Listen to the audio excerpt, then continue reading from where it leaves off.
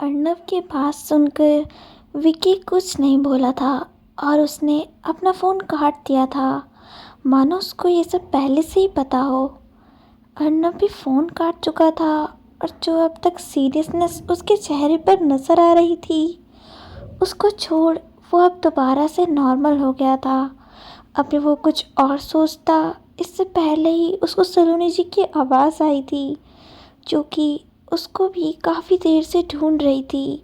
सलोनी जी उसके पास आकर बोली थी, क्या हुआ अरु, आप किस सोच में हैं? अर्नव अपनी माँ की गोद में सर रखकर बैठ गया था और बोला था, कुछ नहीं मॉम, मैं बस ऐसे ही सोच रहा था कि आज अगर मैं वक्त से नहीं पहुँचता तो पता नहीं जितना कुछ गलत हो जाता। सलोनी जी ने कुछ नहीं कहा था, बस उन्होंने अर्नव के सिर पर हाथ फेरा था और बोली थी, जो हुआ उसको भूल जाना ज़्यादा अच्छा है, तो बस तू इतने में ही खुश रहे और पुरानी बातें भूल जा। आप जब आकर खुशी बिटिया के पास बैठें, इस वक्त उनको आपके साथ की ज़्यादा ज़रूरत है, क्योंकि अभी थोड़ी देर में ही मुंह दिखाई की रस्म चालू होने वाली है और मैं चाहती हूँ कि जो भी कुछ हुआ है उसे भूलकर आगे बढ़ने की कोशिश की जाए। अर्नव के होठों पर स्माइल आ गई थी और अपनी मॉम के गालों पर किस करते हुए बोला था, मॉम आप ठीक कह रही हो कि आज जो हुआ है हम इस बात को भूलकर आगे बढ़ना ही पड़ेगा, वरना आज का फंक्शन और आगे के सारे दिन बर्बाद हो जाएंगे। ये बोलकर वो सलोनी जी की व्हीलचेयर थाम कर अंदर रूम की तरफ बढ़ गया था। सलोनी जी ने धीरे से अर्नव के कानों में कहा था कि वो जाए और जाकर खुशी के पास बैठे। अर्नव खुशी के पास बैठने ही जा रहा था कि तभी उसको सुजाता जी नीचे उतरती दिखाई दी, जिनकी तबीयत अभी भी ठीक नहीं लग रही थी। वहीं जैसे ही खुशी ने सुजाता जी को नीचे आते देखा, उसके चेहरे पर स्माइल आ गई थी और उसने धीरे से बोला था, मम्मा आप ठीक हो ना? सुजाता जी ने आकर खुशी के सर पर हाथ फेरा था और बोली थी, मेरी बच्ची हम ठीक हैं, आप अब बस ज़्यादा मत सोचिए और अपनी आने वाली ज़िंदगी को एंजॉय कीजिए। ये बोलकर वो अर्नव के पास गई थी और बोली थी, जो आज हुआ वो हम भूल तो नहीं सकते, पर कान्हा से अब बस एक ही प्रार्थना करेंगे, आपको और हमारी बेटी को बहुत ज़्यादा खुशियाँ दे। अर्नव ने कुछ नहीं बोला था, बस उसने सुजाता जी के पैर छुए थे और बोला था, जो हो चुका है वो हमें भूलना ही पड़ेगा और आगे बढ़ना पड़ेगा, क्योंकि पुरानी यादों को याद करके किसी को कोई फ़ायदा नहीं मिलता है, ऐसा मेरी माँ उनका कहना है। सुजाता जी के होठों पर स्माइल आ गई थी। वो खुशी के पास आकर बैठ गई थी और खुशी भी उनकी गोद में सर रखकर अर्नव की तरफ देखने लगी थी, जिसका ध्यान कहीं और था, पर वो जानती थी कि अर्नव टेढ़ी नज़रों से उसको ही देख रहा है। ये सोच के साथ उसके होठों पर स्माइल आ गई थी। तभी सलोनी जी ने बोला था कि सुबह से किसी ने ढंग से कुछ नहीं खाया है, तो मुझे लगता है कि हम सबको कुछ खा लेना चाहिए। ये बोलकर उन्होंने रामू को आवाज़ लगाई थी और बोली थी कि खाना लगा दो, क्योंकि इसके बाद मुंह दिखाई की रस्म होंगी तो पता नहीं कितनी देर लग जाए।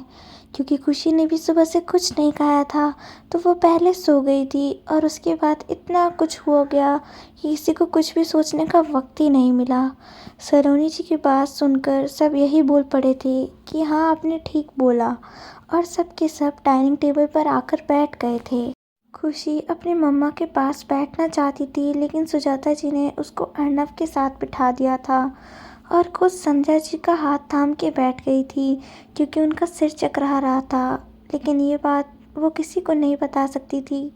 तभी सबको किशुन की आवाज़ आई थी कि वो सीढ़ियों से उतरकर नीचे आ रहा था, मान्या का हाथ थामकर, और आते ही गुस्से में बोला था, क्या आप सब लोग मेरे बिना ही खाना खाने बैठ गए? मेरे हाथ में चोट लगी है, किसी को ये तो ध्यान नहीं कि मुझे भी खाना खाना है। किशुन को ऐसे बोलते देख सबसे ज़्यादा अर्नव हंसा था और बोला था, तू तो भूखा ही रहता है हमेशा, कभी तुझे तू कहता है कि तुझे भूख नहीं है। अर्नव की बात सुनकर किशुन मुंह बनाता हुआ थम से बैठ गया था, पर तभी उसके हाथ में तेज दर्द उठा था और वह जोर से बोल उठा था। जैसे ही किशुन दर्द से चीखा था, ना जाने सुजाता जी को क्या हुआ था, वह अपनी जगह से उठी और कुसुम के सर पर हाथ फेरने लगी थी और बोली थी, क्या हुआ बेटा, तुम ठीक हो ना? दर्द तो नहीं है ना? कुसुम के चेहरे पर दर्द सबको साफ साफ दिखाई दे रहा था, लेकिन वो अपने दर्द की परवाह ना करते हुए हंसते हुए बोला था, हाँ माँ, मैं बिल्कुल ठीक हूँ। और आपका ये बेटा इतना भी कमज़ोर नहीं है। ये तो एक गोली छू के निकली है। अगर गोली भी लग जाती ना, तो भी मैं ऐसे ही बैठा रहता, जैसे भी मैं आपके सामने हूँ। सुजाता जी ने यह बात सुनते ही उसके होठों पर हाथ रख गया था और बोली थी, कुसुम बेटा, चुप चुप बोला करो। कभी भी उल्टा सीधा नहीं सोचा करते हैं। सुजाता जी की बात सुनकर सलोनी जी भी बोली थी कि हाँ कुसुम बेटा, सुजाता बहन जी बिल्कुल ठीक कह रही हैं। आप ना जब देखो तब कुछ न कुछ उल्टा सोचते रहते हो। आज के बाद अगर ऐसा कुछ सोचा ना, तो हम आपसे बात नहीं करेंगे। सलोनी जी की बात सुनकर कुसुम हंसते हुए बोला था, जिसके पास इतनी प्यारी माँ का प्यार हो, उसको कभी कुछ हो सकता है? कुसुम की बात सुनकर अर्णव हंसकर बोला था, नौटंकी जब देखो नौटंकी ही करता रहता है। कुसुम अर्णव की बातों को सुनकर हंसता हुआ बोला था, चल मैं नौटंकी तो करता हूँ और सबको हंसाता तो हूँ, तू तो हमेशा से सड़ू और अकड़ू वाला चेहरा बनाकर रहता है, सड़ा हुआ करेला कहीं का। नहीं कि मेरे हाथ में चोट लगी है तो मुझसे आकर पूछ ले कि भाई तू कैसा है, उल्टा तू मुझे सुनाने में लगा हुआ है। कुसुम की नौटंकी देखकर सलोनी जी सुजाता जी से बोल पड़ी थी, बहन जी आप बैठकर खाना खाइए, ये इन दोनों की बचपन की आदत है। आप आम लोगों को तो आदत हो गई है इन दोनों की नौटंकी देखने की, अब आप लोगों को भी बहुत जल्द ये देखने की आदत हो जाएगी। अब आप बैठ जाइए, मैं जानती हूँ कि आपकी भी तबीयत ख़राब है, तो आप खाना खाकर थोड़ी देर आराम कर लीजिए, क्योंकि फिर मुंह दिखाई की रस्म में काफ़ी वक्त लग जाएगा। सलोनी जी की बात सुनकर सुजाता जी के होठों पर हंसी आ गई थी और वो बोली थी कि हमारे यहाँ भी एक नौटंकी है जो हमेशा ही नौटंकी करता रहता है। और यह बोलकर उन्होंने आयु की तरफ देखा था, जो सर झुकाए चुपचाप खाना खा रहा था, और उसको ऐसे खाना खाते देख सभी हैरान थे, खाकर खुशी और मान्या। मान्या, क्योंकि आयु हमेशा ही कुछ न कुछ उल्टा सीधा करता रहता था, जिससे कि सभी को होठों पर हंसी आ जाती थी। उसी आयुष को आज चुपचाप खाना खाते देख खुशी ने मान्या से इशारा करके पूछा था कि क्या हो गया, ये इतना चुप क्यों है? मान्या शायद सब जानती थी आयु की चुप्पी का कारण। उसने खुशी को बस इतना ही इशारे से बोला था कि वो अभी खाने पर ध्यान दे, वो बाद में उससे बात करके बताएंगी कि उसको क्या हुआ है। खुशी का ध्यान लेकिन बार बार आयु की तरफ ही जा रहा था। ये देख अर्णव ने धीरे से उसके कान में बोला था, वो थोड़ा सा डरा हुआ है, थोड़ी देर में ठीक हो जाएगा, तो दोबारा से पहली वाली हरकतें करने लगेगा। आप ज़्यादा ध्यान मत दो बीवी, वो ठीक हो जाएगा, नहीं तो मैं उससे बात कर लूँगा और उसको ठीक करने की कोशिश करूँगा। अर्णव की बात सुनकर खुशी के होठों पर हल्की सी स्माइल आ गई थी और वो अपने आप में ही सोचने लगी थी कि इनको कैसे पता चल जाता है। मैं कब क्या सोच रही हूँ, शायद सच्चा जीवन साथी यही होता है। वहीं खुशी को सोच में देखकर अर्णव उसकी तरफ हल्का सा झुका था और बोला था, किस बारे में सोच रही हो बीवी? कहीं आज रात के बारे में तो नहीं सोच रही हो? अगर आप ये सोच रही हैं कि मैं आज रात को आपको छोड़ दूंगा, तो आप इस बारे में तो भूल ही जाना, क्योंकि मैं आज की रात आपको छोड़ने वाला नहीं हूँ। ये बोलकर अर्णव ने धीरे से उसका हाथ टेबल के नीचे पकड़ लिया था और उसके कान में बोला था, बेबी मैं मजाक नहीं कर रहा हूँ, वैसे भी हमारे बड़े चाहते हैं कि हम हनीमून के लिए बाहर जाएं। अब हम हनीमून के लिए तो बाहर नहीं जा सकते, लेकिन हमारा कमरा है ना, हम उसमें ही अपना हनीमून मनाएंगे। ये सुनते साथ ही खुशी का खाना गले में अटक गया था और ये देखकर अर्णव के चेहरे पर स्माइल आ गई थी और वो सबके सामने बोल पड़ा था, क्या हुआ मिसेस राजदादा, कहाँ है आपका ध्यान? आप ढंग से खाना खाया करो ना। अर्णव की बात सुनकर खुशी का खाना अटक गया था और वो खांसने लगी थी। ये देखकर सब एक बार चौंक गए थे। अर्णव ने जल्दी से पानी का गिलास खुशी को दे दिया था। वहीं खुशी को खांसता देख सुजाता जी अपनी सीट से उठी थी, लेकिन अर्णव उसका ख्याल रखते देख वो वापस अपनी जगह बैठ गई थी। ये सोच कर कि अब उनकी बेटी का ख्याल रखने के लिए उनका दामाद है और जब तक खुशी के साथ अर्नब है तो उसको किसी के भी साथ की ज़रूरत नहीं है। वहीं खुशी पानी पीते हुए सोच रही थी, पहले खुद मेरी हालत पूरी करते हैं, फिर पानी का गिलास आगे बढ़ा देते हैं। लेकिन खुशी ऊपर से कुछ नहीं बोली थी और चुपचाप पानी पी लिया था। ये देख अर्नब के चेहरे पर स्माइल आ गई थी और उसने अपना फ़ोन उठाकर किसी को मैसेज कर दिया था। बस उसको परमिशन मिलने का इंतज़ार था। वो आज का दिन खुशी के लिए बहुत खुशियों से भर देना चाहता था। अर्नब खुशी का चेहरा देखते हुए मन ही मन खुश हो रहा था कि बीवी, आज का दिन तुम हमेशा याद रखोगी। ये सोच उसके चेहरे पर एक अलग ही स्माइल आ गई थी। नानी माँ ने जैसे ही अर्नब का चेहरा देखा था, वो भी स्माइल करते हुए, तो वो बोल पड़ी थी, अरे पायल बिटिया, ज़रा लाल मिर्च लाइएगा। तनिक आज हमारे छोटे के चेहरे पर काफ़ी सालों बाद हंसी दिखाई दी है। नानी माँ की बात सुनकर सब अर्नब को देखने लगे थे और अर्नब को हंसते देख सलोनी जी के चेहरे पर भी स्माइल आ गई थी, क्योंकि आज उनका अरू बहुत सालों बाद यूँ हंसा था। वहीं नानी माँ की आवाज़ सुनकर पायल जल्दी से अंदर की तरफ गई थी और लाल मिर्च लेकर आई थी। नानी माँ उठी थी और सलोनी जी को बोली थी, सलोनी बिटिया, आज का दिन बहुत अच्छा था। आज छोटे बहुत सालों के बाद यूँ हंसे हैं। मुझे लगता है आपको उनकी नज़र उतारनी चाहिए। सलोनी जी ने अपनी व्हीलचेयर अर्नब की तरफ बढ़ाई थी और मन ही मन अपने आप से बोली थी, ये सब खुशी बिटिया के कारण हुआ है। वही अर्नब अपनी मॉम को सोच में देख उठा था और उनका हाथ थाम कर बस इतना ही बोला था, मॉम किस सोच में हो आप? तभी उनके गेट से आवाज़ आई थी, हम बताते हैं। अर्नब अपनी माँ को परेशान देख पूछ बैठा था, क्या हुआ मॉम, अब किस बात से परेशान है? तभी उनको गेट से आवाज़ आई थी, मैं बताती हूँ अरू कि तेरी मम किस बात से परेशान है। वो इस बात से परेशान है कि उसने अब तक अपनी सबसे बेस्ट फ्रेंड को बताया नहीं। उसके इस नालायक से बेटे ने शादी कर ली है। मुझे ये सब टीवी के थ्रू पता चल रहा है कि मेरे अरू ने शादी कर ली। फिर उसकी नज़र खुशी पर पड़ी थी और उसको देखते हुए बोली थी, और वो भी इतनी ब्यूटीफुल सी लड़की से। अर्नब की नज़र जैसे ही उस औरत पर पड़ी थी, वह उठा था और उनके पास आकर बोला था, अरे रावी आंटी, आप यहाँ पर कैसे? आप हमारी शादी पर क्यों नहीं आई थी? ये बोलकर वो रावी की तरफ देखने लगा था। रावी ने गुस्से से सलोनी जी की तरफ देखा था और बोली थी, ये बात तू मुझसे नहीं अपनी माँ से पूछ। अर्नब चौंक गया था। आपको क्या शादी का इनविटेशन नहीं दिया था मॉम ने? ये बोलते हुए अर्नब ने सलोनी जी की तरफ देखा था, जो कि बाहर गेट की तरफ ही देख रही थी। अपनी सबसे अच्छी सहेली और बचपन की दोस्त रावी को वो व्हीलचेयर घसीटती हुई आई थी और आते ही बोली थी, रावी हो क्या गया? तेरा गुस्सा होना तो अब आजा, गले मिल लें। लेकिन रावी जी गुस्से में उसकी तरफ देख रही थी और बोली थी, मैं तुझसे गुस्सा हूँ सलोनी, तुम तो मुझसे बात ही मत कर। तूने मुझे कैसे नहीं बताया कि मेरे अरू की शादी है? तू जानती है ना, मैं उसकी शादी का कितने सालों से इंतज़ार कर रही थी।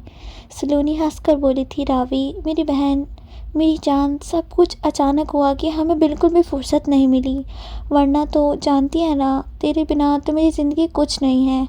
गौतम के जाने के बाद एक तू ही तो थी जिसने मेरा हर पल हर जगह मेरा साथ दिया है। अब चल तू गुस्सा छोड़ और आकर मेरे गले लग जा। क्या तू इतना गुस्सा है कि तू अपनी बहन जैसी दोस्त के गले नहीं मिलेगी?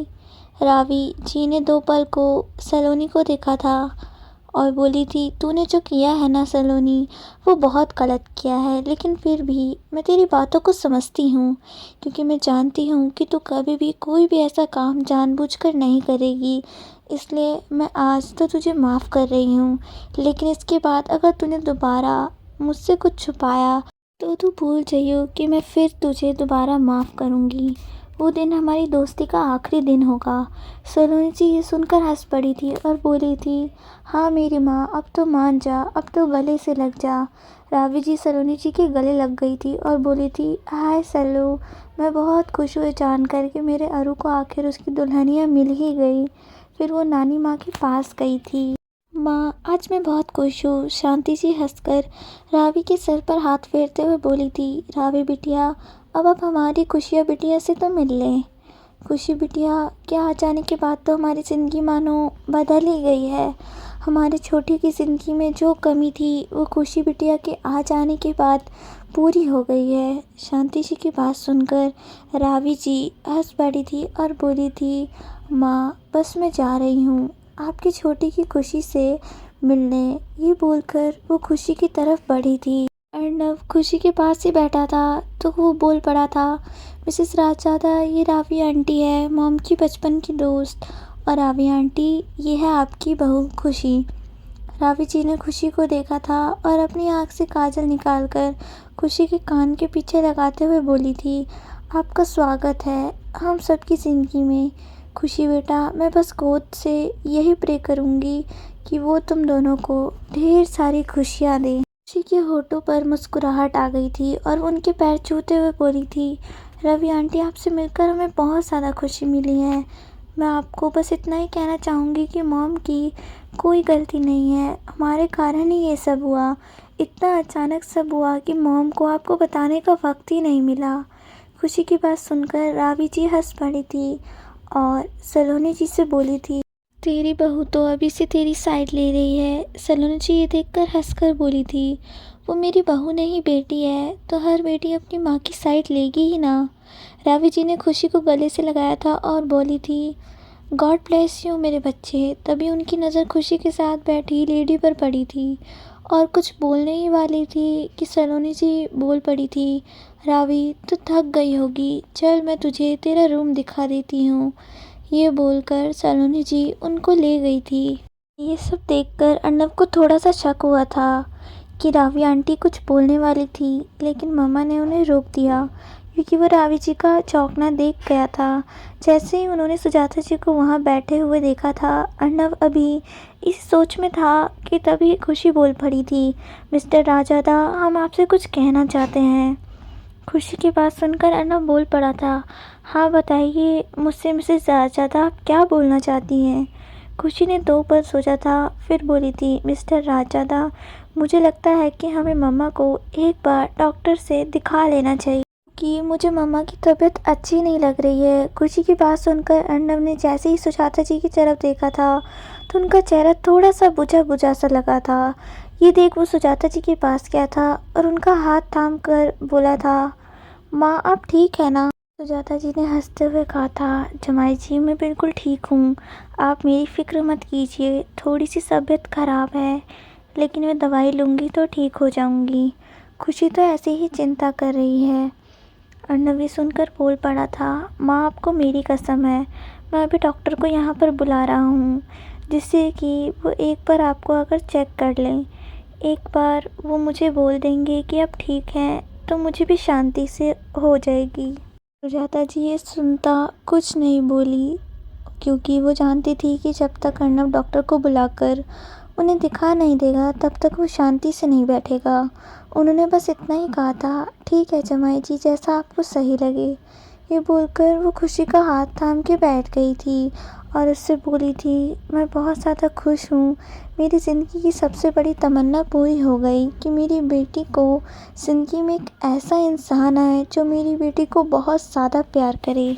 अपनी मम्मा की बात सुनकर खुशी के होठों पर स्माइल आ गई थी और उसने एक नज़र अर्नव की तरफ देखा था जो कि इस वक्त फ़ोन पर लगा हुआ था डॉक्टर को बुलाने के लिए। सुजाता जी ने जैसे ही खुशी की नज़रों का पीछा करा तो उनके होठों पर स्माइल आ गई थी और उन्होंने धीरे से खुशी से पूछा था, खुशी मैं एक बात पूछूं, तो खुश है ना इस शादी से, और क्या तुझे जमाई जी से प्यार हो गया है। खुशी सुजाता जी की बात सुनकर इतना ही बोली थी, मम्मा मैं नहीं जानती कि मुझे सच में उनसे प्यार हुआ है या फिर ये बस एक लगाव है, लेकिन हाँ वो जिस हिसाब से आप लोगों की मदद करते हैं और आप लोगों को अपनी फैमिली मानते हैं मुझे वो बस सब अच्छा लगता है और मेरा मन करता है कि मैं उनके लिए भी कर जाऊँ। आप इसे प्यार बोल सकती हैं या लगाव बोल सकते हैं। खुशी की बात सुनकर सुजाता जी बोल पड़ी थी, मैं बस इतना ही चाहती हूँ कि जमाई जी को उनकी ज़िंदगी की सारी खुशियाँ मिलें।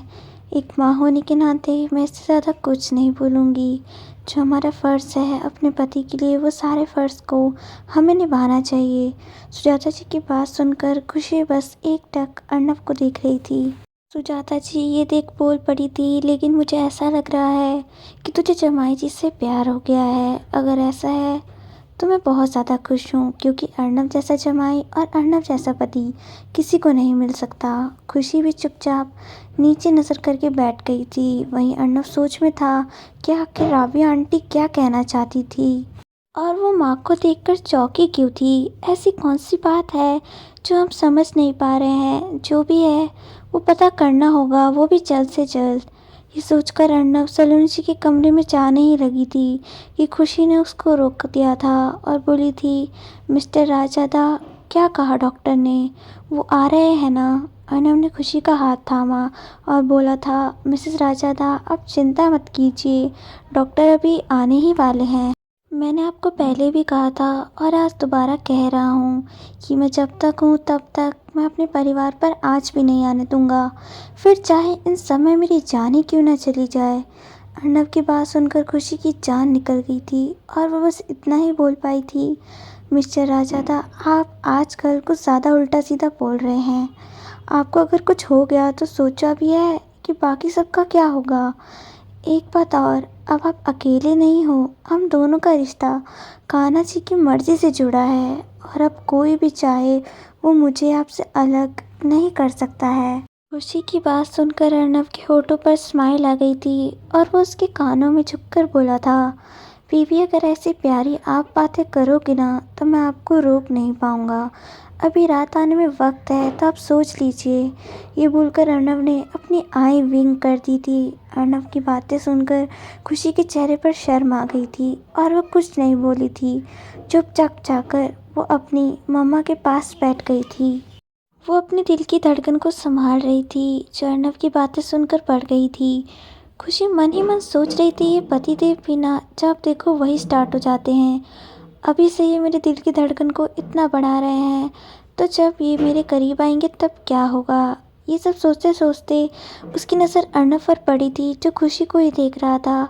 खुशी की नज़रें एक बार दोबारा से झुक गई थी और अर्नब उसको ऐसे देख अपने आप को गुनगुनाने से रोक नहीं पाया था। खुशी अर्नब को यूँ देखने से अपने आप में सिमट रही थी और अपने आप में ही सोच रही थी कि आज रात पता नहीं क्या होगा, ये तो मुझे छोड़ेंगे ही नहीं जैसा कि इन्होंने मुझे बोला है। अब मैं भी चाहती हूँ कि आज मैं उनको भरपूर प्यार करूँ। खुशी को सोच में देख अर्नब के होठों पर स्माइल आ गई थी और उसने खुशी के फ़ोन पर एक मैसेज किया था, बीवी, इतना ज़्यादा सोचने की ज़रूरत नहीं है, रात की रात को देखी जाएगी। अभी आप इतना ज़्यादा ब्लश कर रही हैं कि कोई भी ये देखकर समझ जाएगा कि आपके दिमाग में क्या चल रहा है।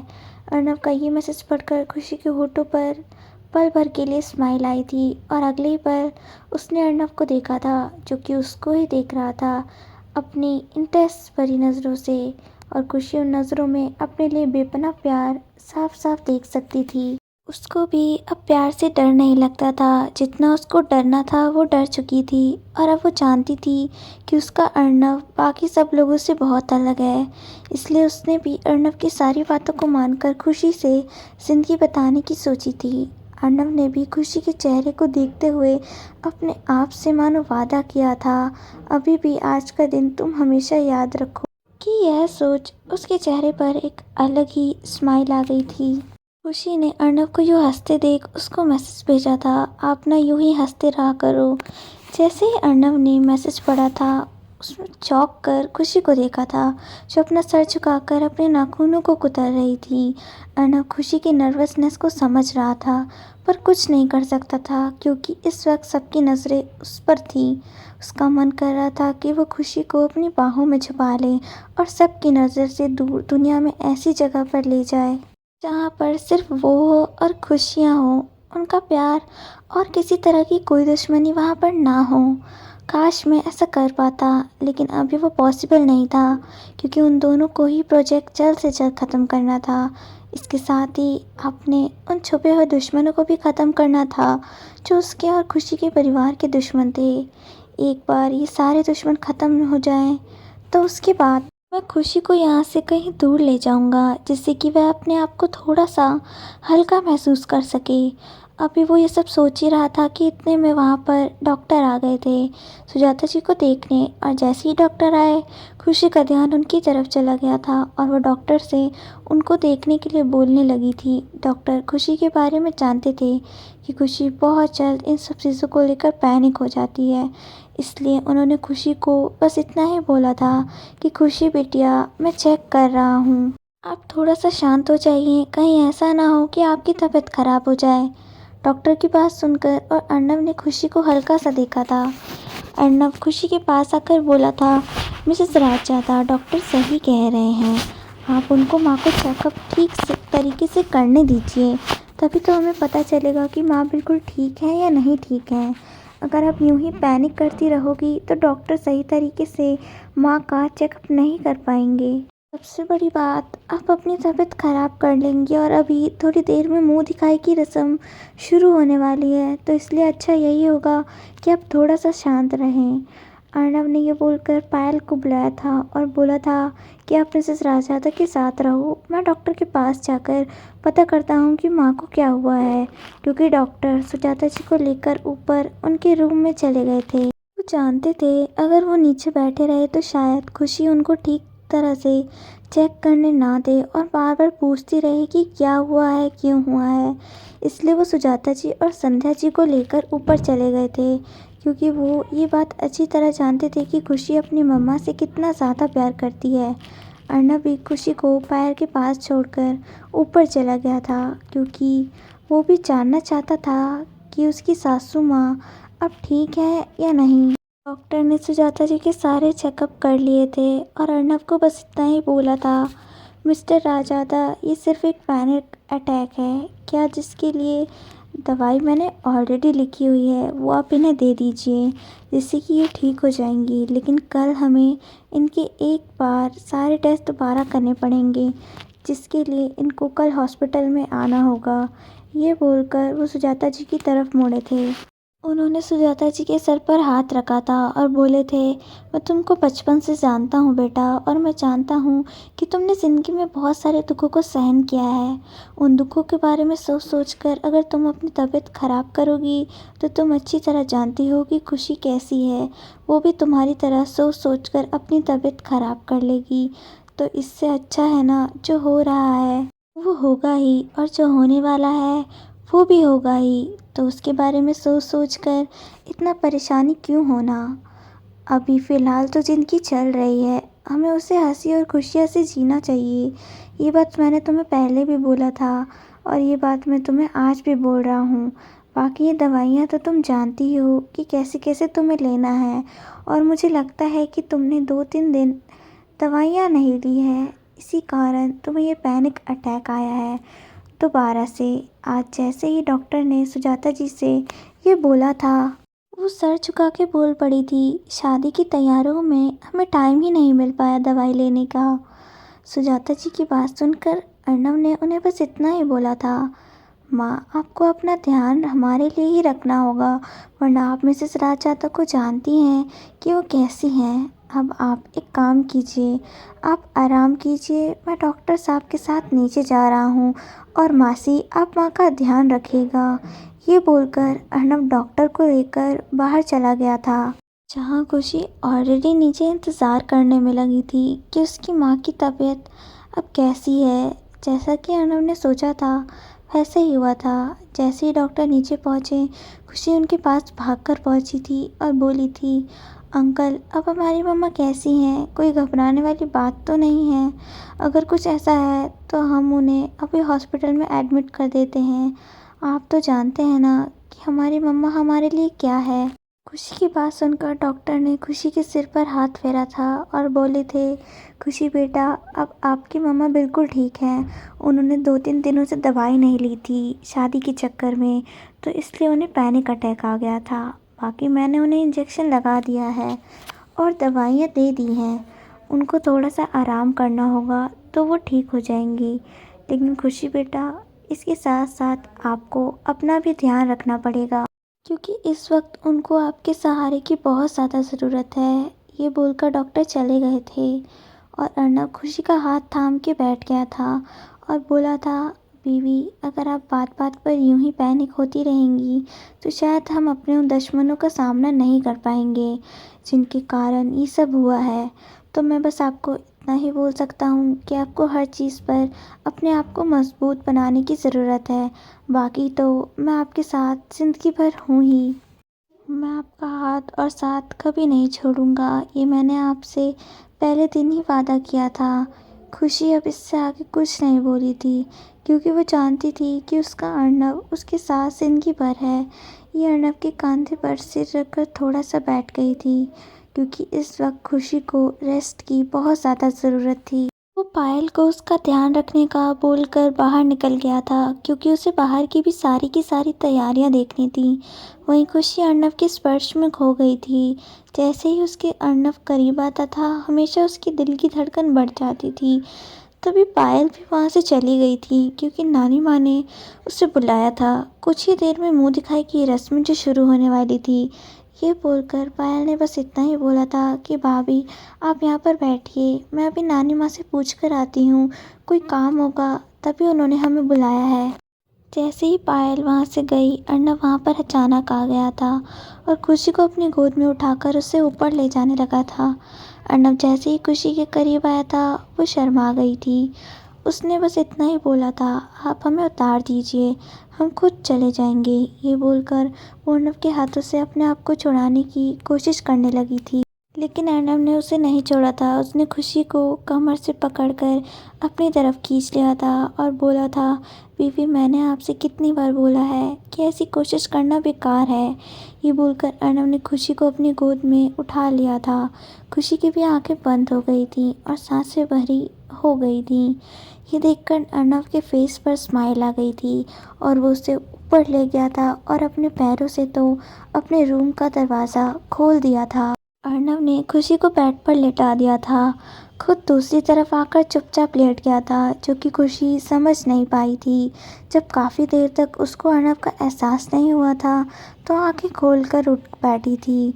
खुशी अपने आप से बोली थी, अरे मिस्टर राजादा, कहाँ गए? अभी तो यहीं थे। अच्छा है चले गए। एक तो जब वह देखते हैं ना तो बेचारा मेरा दिल धड़कता है जैसे अभी सीने से बाहर निकल जाएगा। लेकिन तभी उसे एहसास हुआ था कि अर्नब उसके आसपास ही है, इसलिए वो चुप हो गई थी। उसने जैसे ही अपनी दूसरी तरफ देखा तो अर्नब अपने सीने से हाथ बांधे उसी को देख रहा था। अर्नब के ऐसे देखने से खुशी की धड़कन फिर बढ़ उठी थी। वो जैसे ही उठने लगी थी अर्नब ने उसको ठहरी हुई लेकिन अपनी मदहोशी भरी आवाज़ में कहा था कि बीवी, कहाँ चली, यह तो बता दो। मेरे देखने पर तुम्हारा ये मासूम दिल कैसे धड़कता है? मैं इसको कहूँगा कि ऐसे धड़क कर मेरी बीवी को परेशान ना किया करे क्योंकि ये हक तो मेरा है ना। मैंने ठीक कहा ना बीवी? क्योंकि तुम्हें तंग करने का हक सिर्फ़ और सिर्फ मेरा है। ये सुनते साथ ही खुशी की नज़रें झुक गई थी और अर्नब की नज़र खुशी की आंखों से होती हुई उसके होठों पर आ कर रुक गई थी, जो कि हल्के हल्के से कांप रहे थे। अर्नब ने ये देखकर उसके होठों पर अपनी एक उंगली रखी थी और बोला था, आप डर क्यों रही हो बीवी? ये बोलकर अर्नब ने अपने होठ खुशी के होठों पर रख दिए थे और उसको एक डीप पैशनेट किस करने लगा था। आगे की कहानी सुनने के लिए चैनल को सब्सक्राइब, वीडियो को लाइक, कमेंट और शेयर ज़रूर करें।